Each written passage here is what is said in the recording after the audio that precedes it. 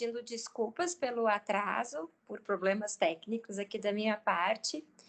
Vamos começar, então, nosso estudo com a nossa abertura e concentração. Eu convido a todos, então, e fechem os olhos, acalmando, silenciando a mente, deixando lá fora todos os problemas, as preocupações, recolhendo-se ao canto mais íntimo do teu ser, onde o silêncio nos remete à nossa essência divina, à luz e à sabedoria do nosso Mestre Jesus. Que possamos hoje estar especialmente imantados por Ele em todos os nossos pensamentos, palavras e ações. Possamos estar em plena conexão com o nosso Mestre Maior, governador do planeta Terra, nos inspirando, nos acolhendo, nos carregando em seu colo, se preciso for, mostrando-nos o caminho. E que todos os seres que aqui se encontram, encarnados, desencarnados ou em nosso pensamento, possam da mesma forma desfrutar dessa experiência tão pura e amorosa que é estar em conexão plena com o nosso Mestre. Que assim seja.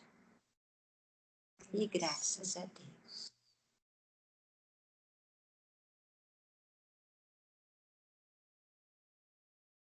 Todo mundo me ouvindo bem aí? Sim. Então tá. Então eu vou pedir daí, Cher, para tu desligar, para não dar muito ruído. E se houver qualquer problema, eu peço que vocês abram o microfone e vão me dizendo por aqui, tá bom? Então, pessoal, hoje não por acaso eu fiz a abertura do nosso encontro falando do nosso Mestre Jesus, porque a partir de hoje eu tenho o propósito de nós conversarmos cada vez mais e mais um pouquinho sobre Jesus.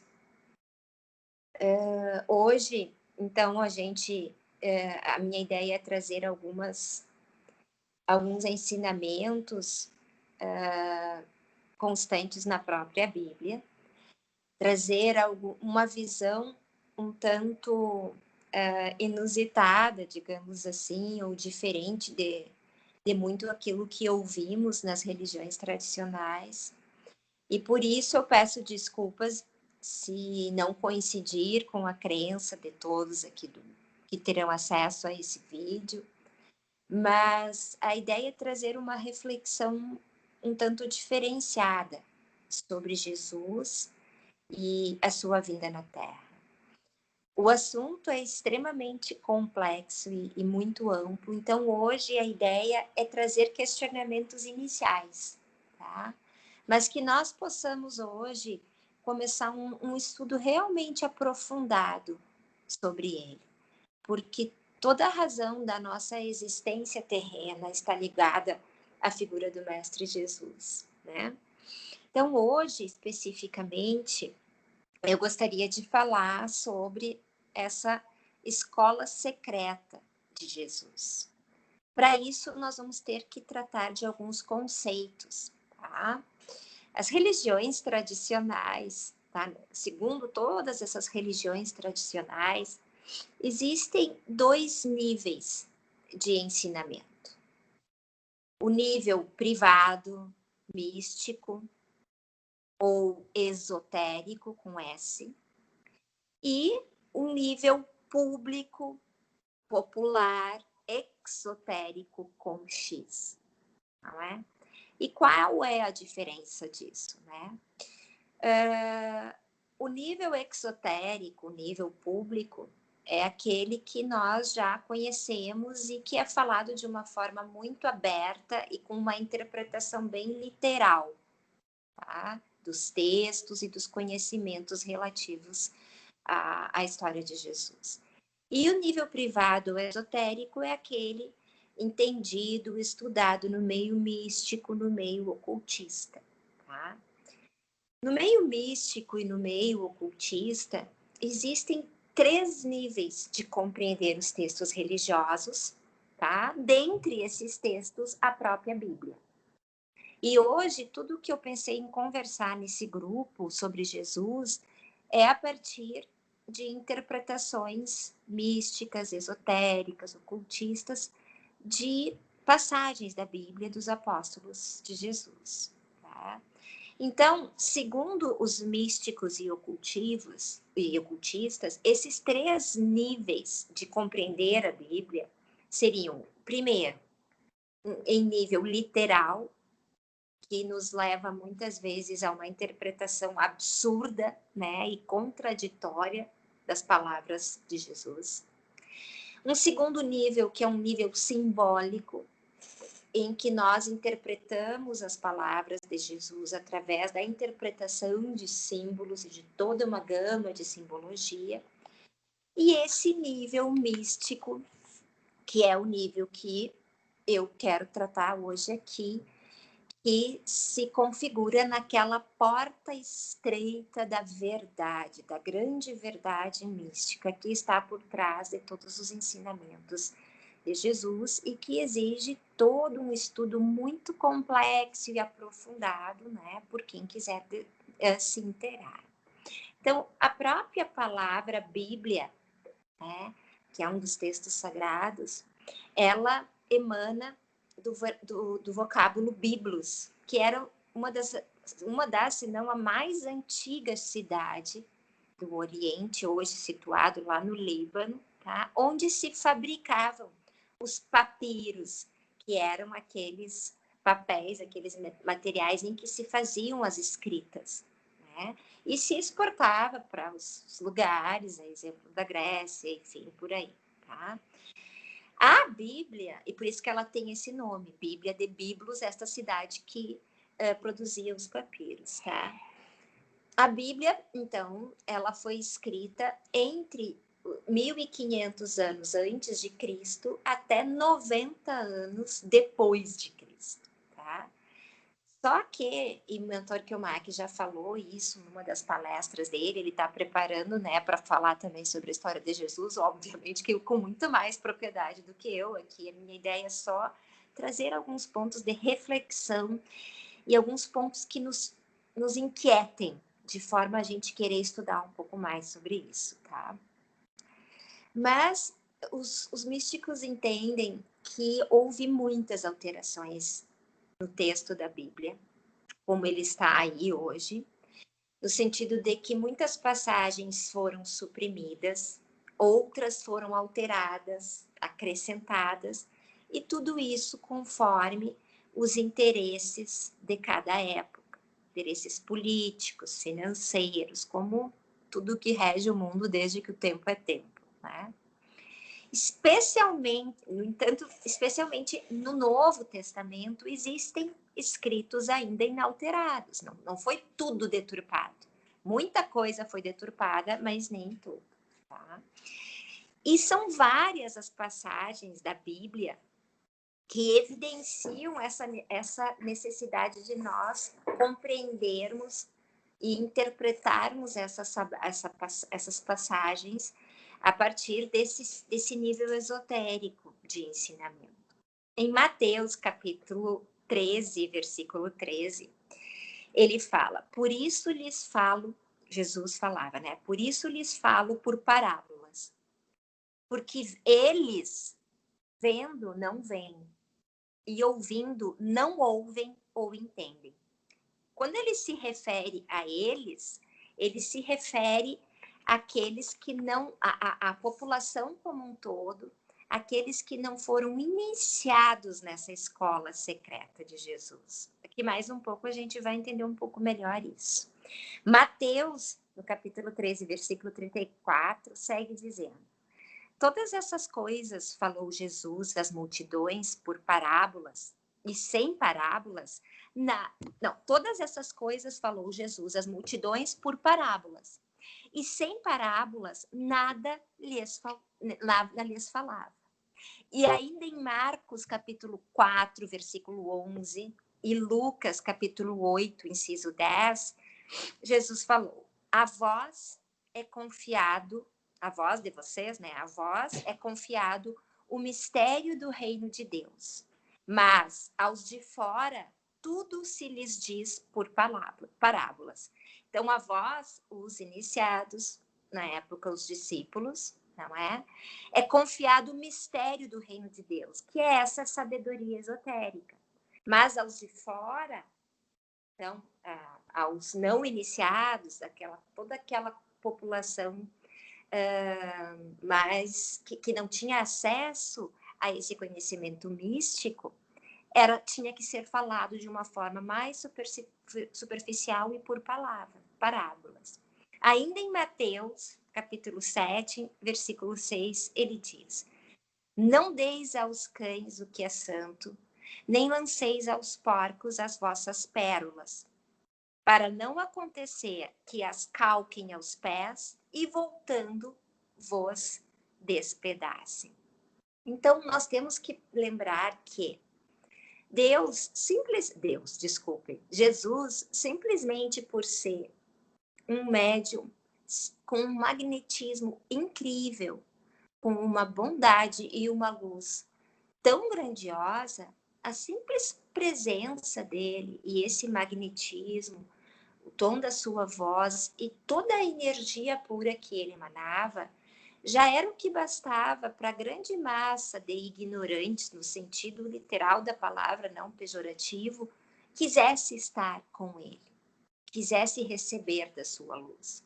Mas poucos conseguiam e tinham essa iniciação dada por ele mesmo, Jesus, não é? O alcance das suas palavras e o verdadeiro significado dela. Então, Jesus, aos poucos, começou a ser notado, começou a ser seguido, e isso começou a incomodar sobremaneira, né, todas as castas e os poderes, e a igreja, e, enfim, quem exercia o poder na época, né? A igreja não, perdão, a monarquia, que detinha o poder na época, né? Porque eram muitos seguidores, eram reuniões em que ele fazia ao ar livre, reunia uma multidão de pessoas, e Jesus começou já a perceber, né, o quanto era perigoso para ele e para seus discípulos dizer verdades assim de uma maneira mais clara, né? Até por receio de serem perseguidos e porque estavam sempre confabulando a morte de Jesus e de seus discípulos. Então, ele criou essa escola secreta de Jesus, tá? Que, na verdade, é uma escola que tinha mais que os 12 apóstolos de todos nós na história conhecidos, tá? Era uma escola formada por 120 estudantes, né, seguidores, dentre eles mulheres e os próprios irmãos de sangue de Jesus, tá? Eu vou só seguir aqui algumas passagens para a gente poder entrar um pouco melhor nessas reflexões. Mas em Lucas, capítulo 10, versículo 1, ele diz: depois disto, o Senhor escolheu outros 72 discípulos e enviou-os à sua frente de 2 em 2 a todas as localidades, vilas e aldeias que tencionava visitar mais tarde. Era tão grandiosa a sua missão na Terra, e ele, sabedor do quanto ele seria perseguido e do pouco tempo que ele tinha para difundir, não é? Esse amor incondicional e toda essa mensagem de amor incondicional que ele veio nos ensinar, que existia todo um preparo misterioso para cada comunidade recebê-lo. Então, ele dizia assim: depois disso, o Senhor escolheu outros 72 discípulos. Então, essa passagem já nos diz que não eram só esses 72 discípulos. Primeiro, que não eram só 12, porque ele fala em 72. E que dentre esses 72, ele escolheu outros, ou seja, que nos remete a mais de 72. Tá? E cada vez que ele tinha que falar e palestrar nas comunidades, ele mandava de 2 em 2 desses discípulos para preparar o ambiente que ele iria visitar mais tarde. Em Marcos, capítulo 6, versículo 3, ele diz: não é este o carpinteiro, filho de Maria, irmão de Tiago, de José, de Judas e de Simão? E suas irmãs não estão aqui entre nós? Nesta passagem, ele deixa bem claro que, além dos apóstolos nessas grandes reuniões tinham as suas irmãs, que ele não fala em número de irmãs, mas são irmãs de sangue, e ele chega a nominar 4 dos seus irmãos de sangue, que seriam Tiago, José, Judas e Simão.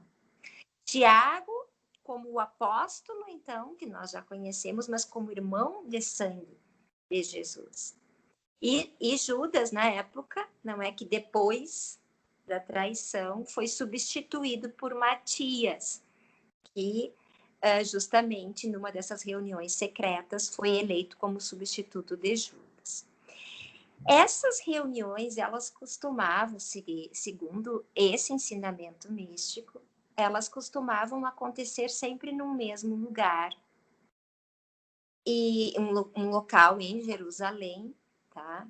Sendo que a gente sabe, e isso vai ser objeto de estudo de outros dias, que teve um período ali dos 30 anos de Jesus aos 33 anos de Jesus que ele ficou desaparecido e que se acredita que ele teve estudos, não é, e encontros místicos, não é?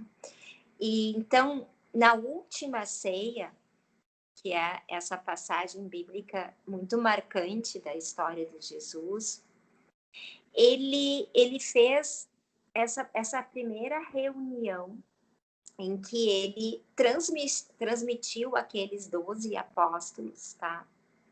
Toda a sua autoridade e todo o seu poder, tá? Ensinando o quê? Em Marcos, capítulo 14, versículo 15, em Lucas, capítulo 22, versículo 12, é falado: e mandou a Pedro e a João, dizendo: ide, preparai-nos a Páscoa, para que a comamos. E eles lhes perguntaram: onde queres que a preparemos? E ele lhes disse: eis que quando entrardes na cidade, encontrareis um homem levando um cântaro de água. Segue-o até a casa em que ele entrar. E direis ao pai de família da casa: o mestre te diz onde está o aposento em que hei de comer a Páscoa com meus discípulos. Então este vos mostrará um grande cenáculo mobiliado. Aí fazeis preparativos. Então vocês vejam que nessa parábola existia todo um cuidado, porque para eles se reunirem secretamente tinha que haver um encontro, um combinado. Né? Então, nessa passagem aqui, ele manda Pedro e João, né, preparar a Páscoa, que seria esse momento em que eles iriam cear juntos, né? E para isso eles teriam que ir num lugar a partir do momento em que eles iriam seguir um homem que estaria carregando um cântaro de água. Eles iam entrar seguir esse homem até uma casa. Nessa casa tinha uma senha para entrar nessa casa. Lá dentro eles iriam se dirigir ao quarto específico daquela casa para se encontrarem. Nos Atos dos Discípulos, no capítulo 1, versículo 13 a 14, ele ainda fala: tendo entrado no cenáculo, subiram ao quarto de cima, onde costumavam permanecer. Eram eles. Então, ele fala que subiram ao quarto de cima, onde costumavam comparecer, ou seja, As reuniões costumavam acontecer nesse local específico de Jerusalém, e se remete assim a um lugar que tinha um segundo andar. Foram eles que se reuniram lá. Pedro e João, Tiago, André, Felipe, Tomé, Bartolomeu, Mateus, Tiago, o filho de Alfeu, Simão, o zelador, e Judas, irmão de Tiago.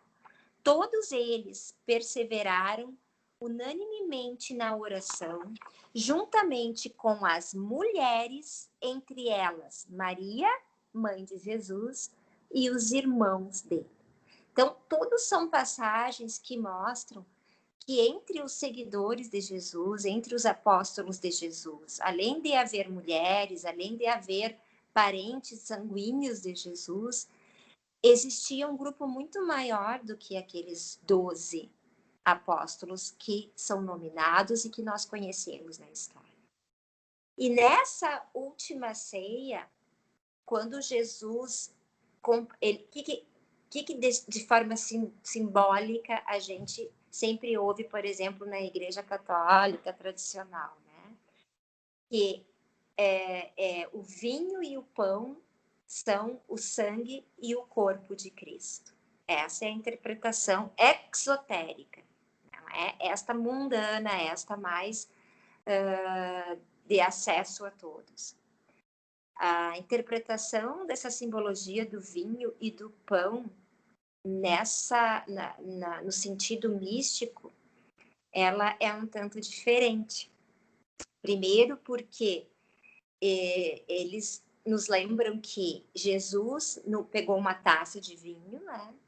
E aquela mesma taça circulou entre todos os 12 apóstolos. Depois ele pegou um único pedaço de pão, e aquele pedaço de pão circulava entre todos os apóstolos, de modo que cada um pegasse um. Na visão mística, ocultista, o vinho simboliza a sabedoria do mundo espiritual. E o pão simboliza o plano físico, material. Então, nessa última ceia, que a gente sabe antecedeu o dia da crucificação, ele outorga a esses 12 discípulos conhecidos, tá? O poder que até então era só dele, Jesus. E isso aconteceu depois daquele período que ele ficou desaparecido dos 30 aos 33 anos. Então, ele começou a ensinar apóstolos toda essa sabedoria do mundo espiritual e se revelou aos apóstolos, não é? Esse segredo da divina energia criadora cósmica, o que na terminologia cristã eles entendem como o Espírito Santo. E nas escolas ocultistas e místicas, se fala em arcanjo, no Cristo. Né? E o que nós vamos estudar daqui para frente é justamente sobre essa revelação, que começou nessa última ceia, mas que teve seguimento depois da própria crucificação de Jesus, porque mesmo depois de crucificado, não é? Os apóstolos, e daí eu falo nesses 120, e não só nos 12 que nós conhecemos, eles seguiam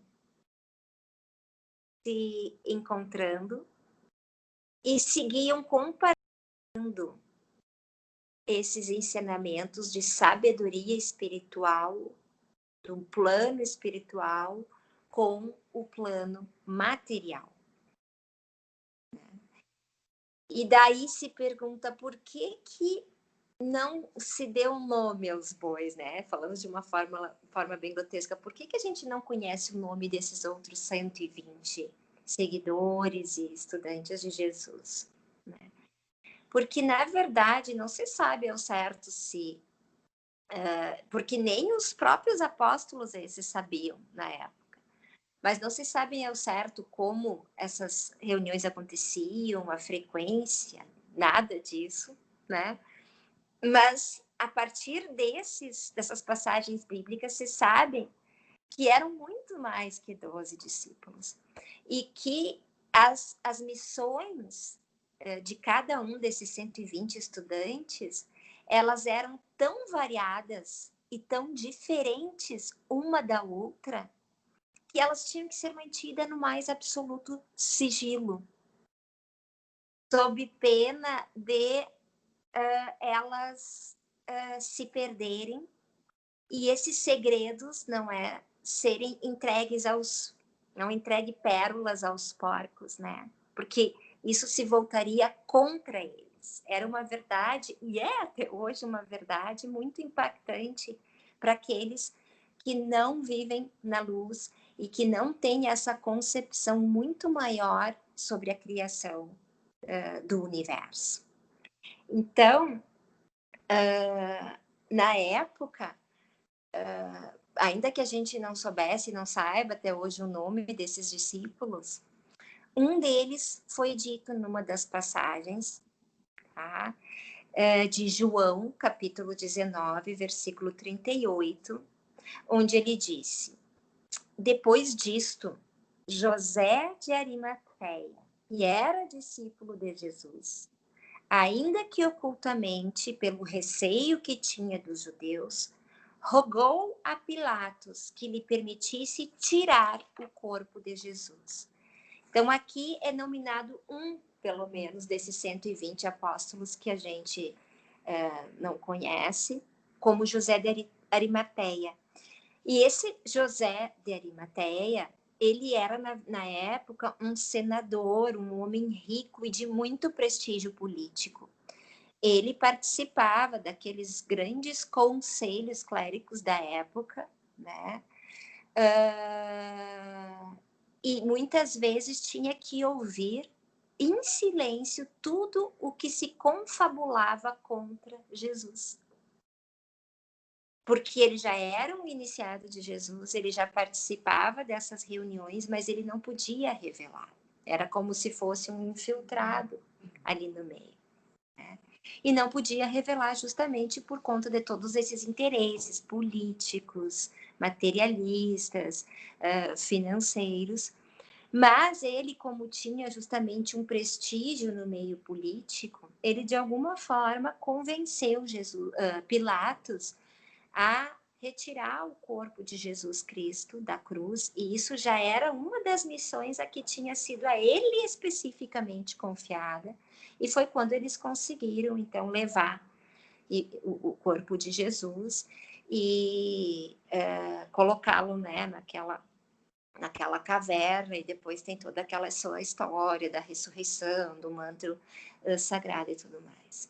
Então, na verdade, o que essa escola mística acredita é que existia essa escola secreta de Jesus, onde ocorriam reuniões com muito mais do que os 12 apóstolos, reuniões que tinham que ser feitas de uma maneira assim extremamente secreta, com senhas, né? Que hoje em muitas que hoje de certa forma em muitas culturas isso ainda é mantido, isso nos faz lembrar da Sociedade Rosa Cruz, da maçonaria e de outras tantas, não é, irmandades que se reúnem em ritos e em experiências assim com essas grandes verdades, esses grandes segredos, não é? Mas o fato é que, se a gente observar o modo como Jesus falava e fala com todos nós na Bíblia por parábolas, nós vamos ter sempre esse nível esotérico, com S, né, que é o místico, ocultista, que são os grandes segredos dessa iniciação de Jesus, e em nível exotérico, que é aquele nível assim mais superficial de compreensão. Acredita-se que esses manuscritos originais estão guardados, aqueles que foram suprimidos ou objetos de adulteração, estão guardados de forma assim, ó, as 7 chaves no Vaticano. E uma cientista, uma pensadora russa, que se chama Helena Blavatsky, teve acesso a esses manuscritos, decorou alguns deles e escreveu várias de suas obras, não é? Dentre elas essa que é A Voz do Silêncio, que a Ali Brown botou um videozinho ali da Lúcia no nosso grupo, que eu recomendo. Aquele vídeo é fantástico para resumir essa obra da Blavatsky, que é uma das grandes teosofistas assim que teve acesso a esses manuscritos e que faz essa interpretação esotérica não só da vida de Jesus, mas de outros tantos mestres. E Jesus, nessas reuniões, já encaminhando para a nossa finalização, Jesus, nessas reuniões secretas que fazia com os seus apóstolos, sejam eles os 12 ou os 120 que não foram nominados, com exceção de José de Arimateia, ele, em Mateus, no capítulo 6, versículo 8, ele diz: Mas tu, quando orares, entra no teu quarto e fecha a porta. Ora a teu pai que está em secreto, e teu pai que vê em secreto te recompensará. E orando, não useis de vãs repetições como os gentis, porque pensam que pelo seu muito falar serão ouvidos. A que prática, a que situação vocês acham que Jesus, nessa passagem de Mateus, estava nos remetendo? Podem abrir aí o microfone e me dizer quem acha que sabe, ou realmente sabe, ou pensa, interpreta dessa forma.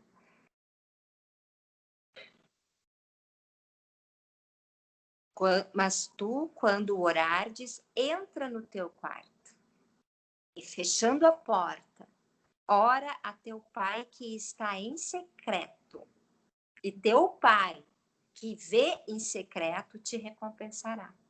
Algo que a gente tem falado muito aqui no nosso grupo, né, pessoal? Que é a meditação. Quando ele fala em quarto, quando orardes, entra no teu quarto, é entrar na região silenciosa do nosso ser, da nossa alma, né? Quando ele fala que o teu pai que está em secreto, é porque ele está escondido, ele está imantado, ele está existente, né? Num lugar que não é reconhecido pela consciência ordinária do homem, né?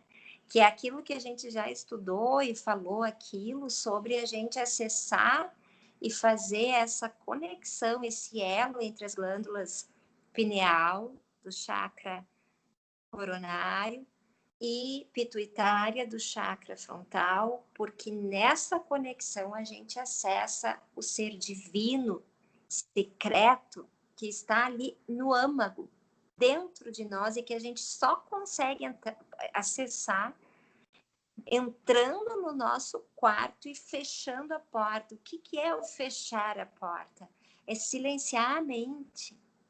Se a gente não conseguir silenciar a mente de todos esses pensamentos que a gente cria todo tempo, a todo instante, milhares de vezes por dia, nós não conseguimos ter acesso, não é? A esse segredo interno que é a nossa divindade e que habita nós e todos os seres. Não é? Então, nessas regiões secretas, eles já eram iniciados na própria meditação como um instrumento para a gente chegar ao Pai. Então, eu sei que eu falei bastante coisa aqui que é bem questionável, não é? Que só isso que a gente está falando aqui é um assunto delicadíssimo e que pode suscitar muita controvérsia, e por isso que tem que ser falado com muita com muita cautela, com muito cuidado. O Mentor Kilmack já vem preparando uma palestra muito melhor, evidentemente, que a minha. Não é? Essa foi só uma passagem assim para a gente refletir sobre essa escola secreta de Jesus e sobre toda essa verdade que ainda nos está oculta, não? Que ainda é um assunto místico, mas que é acessável, digamos assim. Então, pessoal, para os nossos próximos encontros, a minha ideia é nós continuarmos falando sobre Jesus e sobre essa hierarquia que existe no universo de todos os seres de luz criados por Deus, não é?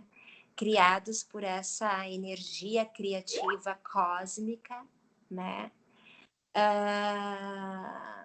E que vai nos trazer uma reflexão muito maior sobre quem nós somos, permeando assuntos que a gente já deu algumas pinceladas aqui, mas nos remetendo, pessoal, meus amigos, meus irmãos de caminhada, nos remetendo a essa necessidade premente, urgente, obrigatória de nos conectarmos com Jesus, de entendermos melhor quem Ele é, como Ele veio, o que Ele veio trazer, e de principalmente podermos difundir isso o máximo possível entre todos os nossos conhecidos, os ambientes pelos quais nós passarmos nesses tempos que estão por vir e que já começaram a acontecer.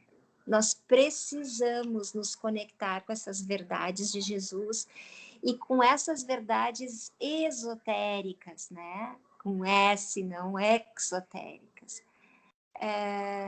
que vão nos empoderar e realmente nos fazer compreender que eu sou paz, que eu sou amor. A gente vem repetindo muito isso no nosso grupo. E que nós temos nesse quarto secreto e que a gente tem que acessar com a porta fechada para o exterior, nós temos como acessar Jesus, e não só o anjo Jesus, mas o arcanjo Cristo planetário da Terra, e é sobre isso que a gente vai continuar falando na nossa próxima, no nosso próximo encontro. E tudo isso que eu falei hoje aqui para vocês, eu tirei de um documentário de um canal que eu sigo, que eu acho fantástico, que se chama Realidade Fantástica, é o canal, e que eles citam como obras que falam muito sobre essas reuniões secretas de Jesus. Eles citam as seguintes obras que eu anotei aqui para trazer para vocês, tá? A principal delas seria o livro A Vida Mística de Jesus, de Spencer Lewis, e As Doutrinas Secretas de Jesus, do mesmo autor, da editora A Morte, tá? Fora isso, ele cita também o livro Jesus Viveu na Índia, Sua Vida Desconhecida Antes e Depois da Crucificação, do autor Roger Kastner, tá? E daí temos vários livros que tratam também disso. Tem um do Ramatiz, que eu pessoalmente li, que é o Sublime Peregrino, que também conta toda a história de Jesus nessa outra visão mística, tá? Esse livro do Ramatiz é um livro curto, pequeno, mas muito profundo, que se chama Do Átomo ao Arcanjo. A gente vai estudar bastante coisa desse livro também nos nossos próximos encontros. Muitas obras do Ramatiz falam sobre isso também. Mas a ideia é essa, pessoal.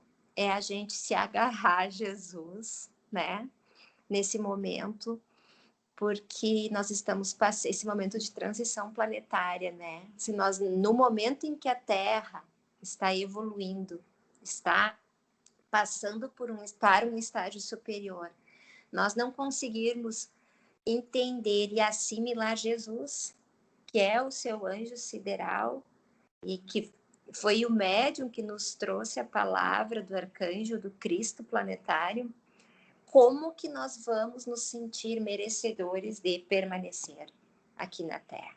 Então, nós precisamos mais e mais falar sobre Jesus, entender e, acima de tudo, sentir e nos conectarmos com Jesus e o Cristo planetário que se comunica conosco através dele.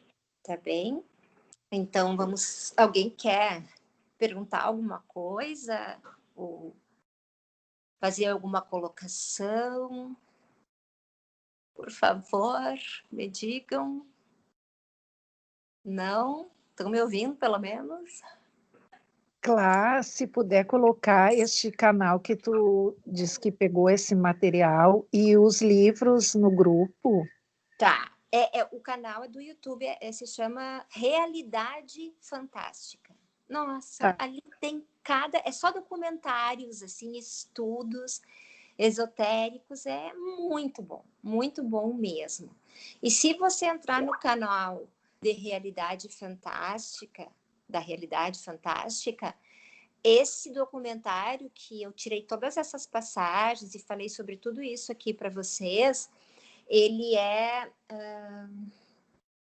tem um que é a Vida Mística de Jesus e o outro é a Escola Secreta de Jesus, se não me engano. Mas vocês entrando nesse canal, vocês vão acessar. E são importantes essas leituras, né? Aquele vídeo que a Ali Brown nos mandou ali no grupo, tá? Daquela professora Lúcia, que fala sobre esse livro da Helena Blavatsky, que é a papa, digamos assim, de todo esse princípio teosófico da história ocultista e desses manuscritos assim sagrados, guardados a 7 chaves, no livro A Voz do Silêncio, também, que eu quero muito ler, mas é uma leitura mais densa, né? Um estudo, assim. A gente tem que... O importante é a gente despertar para essas verdades, entende? Para essas reflexões, para ir um pouco além dessa linguagem mais básica, né? E mais profana, assim, das grandes falas de Jesus. Tá? Mais alguma coisa, pessoal? Hoje a gente foi até um pouquinho mais, se bem que a gente acabando na hora certa, né? Começamos com vários minutos de atraso, eu me desculpo de novo, né? Mas vamos então fazer o nosso encerramento. Daí, no que eu acabar o encerramento, Cher, daí tu pode encerrar a gravação, tá bom, querida? Vamos lá, então. Convido, então, a todos os irmãos que assistem este encontro,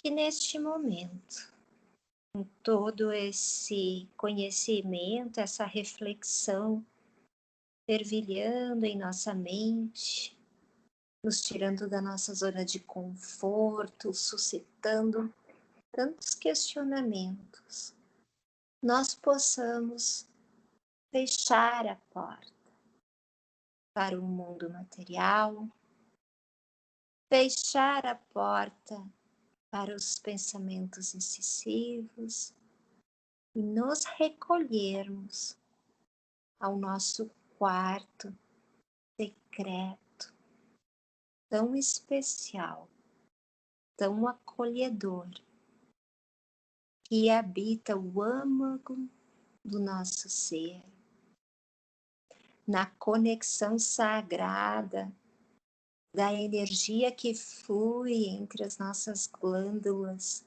pineal e pituitária no interior do nosso cérebro, onde habita toda a sabedoria divina, toda a luz, todo o poder do Cristo planetário que nos foi alcançado pelo nosso amado Mestre Jesus. Chegando a este quarto, tão acolhedor, que nos abraça, que nos envolve nessa sensação de paz, de proteção contra todos os males. Nós conectamos a energia universal e cósmica do nosso Criador e nos apropriamos de todo o seu poder, de toda a sua verdade e de toda a sua justiça. Lembrando que porque fomos criados à sua imagem e semelhança, temos em nós todos os atributos que precisam ser acessados nas várias e várias vivências na Terra e no universo, em todos os reinos, para alcançarmos a perfeição. Por isso, peço a todos, neste momento em que estamos unidos nesta egrégora de paz e amor incondicional que o Mestre nos alcança, que possamos repetir, verbal e oralmente, todos juntos, assim: eu sou paz. Repitam: eu sou paz. Eu sou amor. Eu aceito a mim e as pessoas exatamente como elas são. Eu aceito a mim e as pessoas exatamente como elas são. Mais uma vez, todos nós juntos, unidos por esta egrégora cristã. Eu sou paz. Eu sou amor. Eu aceito a mim e a todos exatamente como são. Repetindo essas palavras, nos remetemos à nossa origem, nos unificamos, assumindo a consciência de que somos todos um. Que assim seja. E graças a Deus.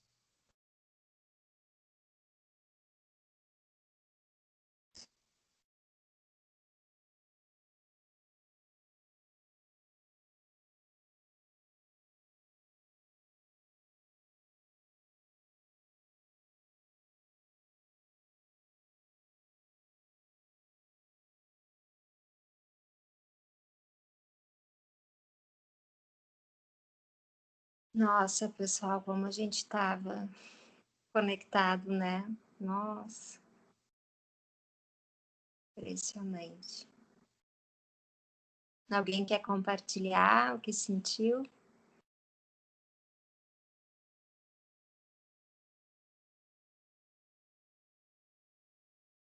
Não?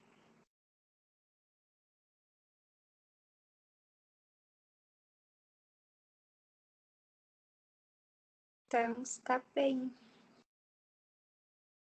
Eu me despeço de todos, tá? E que nós possamos, então, segunda-feira, estar aqui pontual e eu não tão atrapalhada como eu estava hoje, tá bom, pessoal? Um beijo no coração de todos vocês.